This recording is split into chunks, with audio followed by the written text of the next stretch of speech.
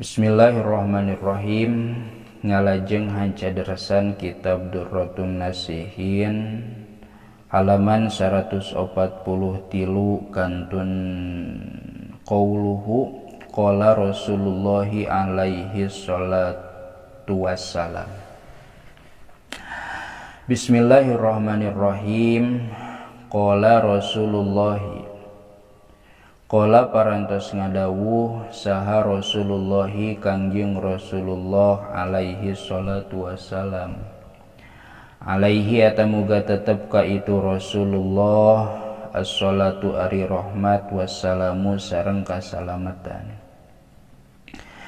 Ngadawuh kana lafad dakhaltu al jannata, dakhaltu geus asup kami al jannata ka surga.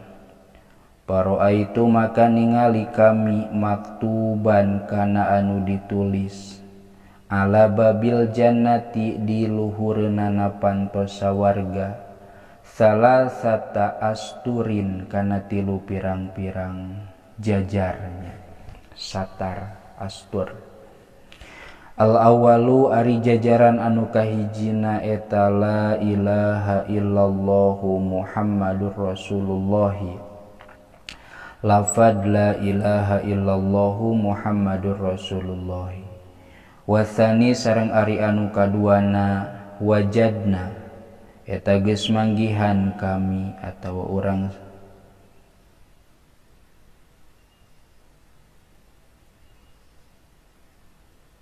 ulah kitu atuh. Wasani sareng ari anu kaduana dina jajaran kaduana eta wajadna lafad wajadna. Wajadna ma qaddamna wa robihna ma akalna wa khosirna ma kholafna kama qala Allah ta'ala yauma tajidu kullu nafsim ma amilat min khairim muhdara wa ma amilat min su'in tawaddu law anna bainaha wa bainahu amadan ba'ida. Wajadna geus manggihan urang sadayana makana perkara qaddamna anu geus ngaheulakeun urang sadayana. Warobihna sareng geus untung urang sadayana makana perkara akalna anu geus ngadalahar urang sadayana. Wa khosirna sareng geus rugi urang sadayana makana perkara kholapna anu geus ninggalkeun urang sadayana.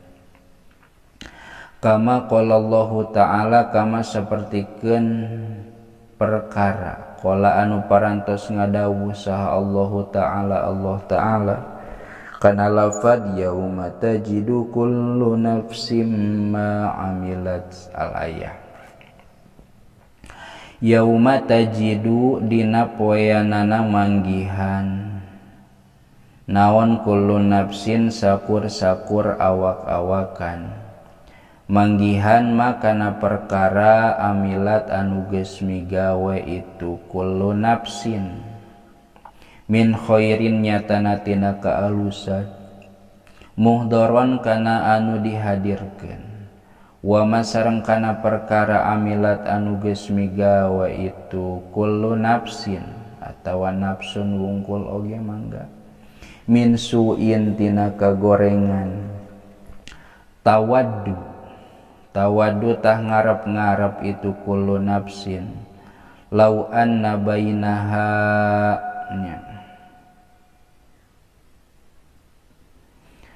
lamun mah atawa hayang teuing saestuna antara itu kullu nafsin wa bainahu sareng antara amal anu goreng amadan ari aya waktu baidan anu jauh eta anu aya dina jajaran kadua.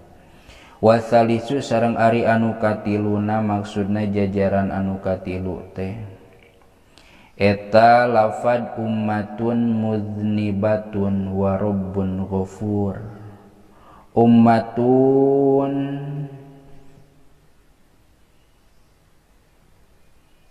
umat mudnibatun anu berdosa warabbun ghafurun warabbun sareng ari pangeran ghafurun eta anu loba ngahampurana sok disebut lautan pangampura. Jadi dina ieu dauhan Kangjeng Nabi teh nyarioskeun bahwa di luhureun pantos surga teh aya tulisan tilu jajar. Jajaran kahiji lafad la ilaha illallahu Muhammadur Rasulullah.